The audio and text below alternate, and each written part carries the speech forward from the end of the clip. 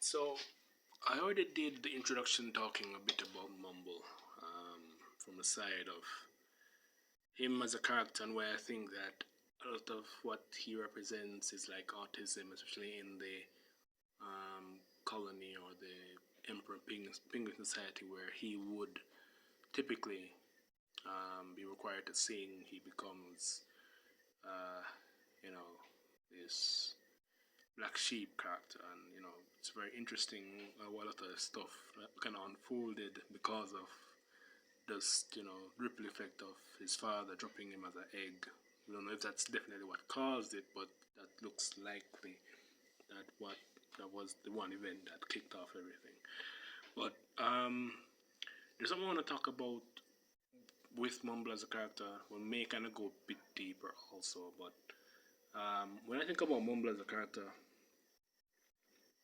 um, I realized something. I realized that he could have actually become, if he hadn't fallen, or maybe that wasn't really the catalyst, but how they framed it in the show, that may have been ultimately what caused him to be who he is, right? The mumble that we get in the first, in Happy Feet 1 isn't the mumble we got in Happy Feet 2. In Happy Feet 1, we get to see the black sheep, the outcast, the son that is uh, different in every sense of the word when it comes to how penguins typically operate within the Emperor Penguin Society, right? Which is uh,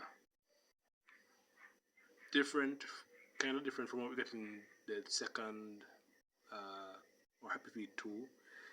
Not that he wasn't still mumble in a sense, but he had more transitioned into a father role. He had to kind of, give advice from that black sheep perspective, still being awkward and not really being, how do I put this now?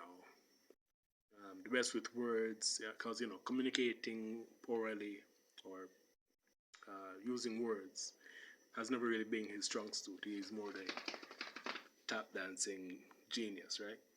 But something I realized, if he hadn't fallen, would he have become the best singer in his generation, like the best singer?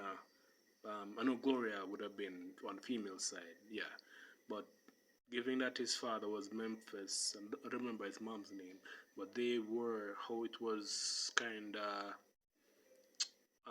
how it was shown off.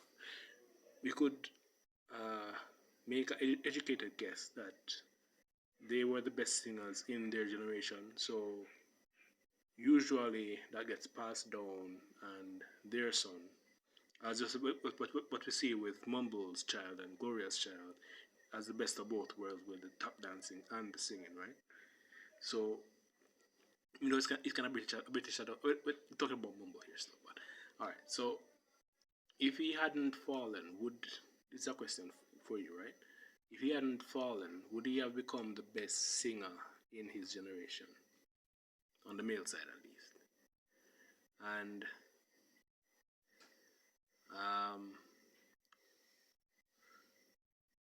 if that had happened, would the Emperor's Penguin Society have survived? Because there was the whole overfishing and the encroachment by like the ships and other factors that were going on in the background.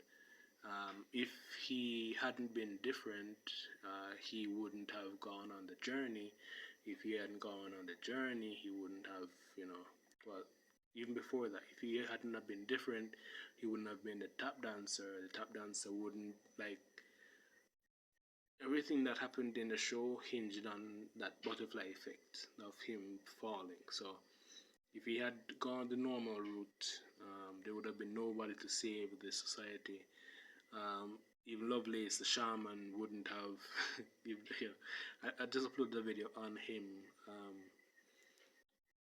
Even Lovelace wouldn't have been able to see this coming, right?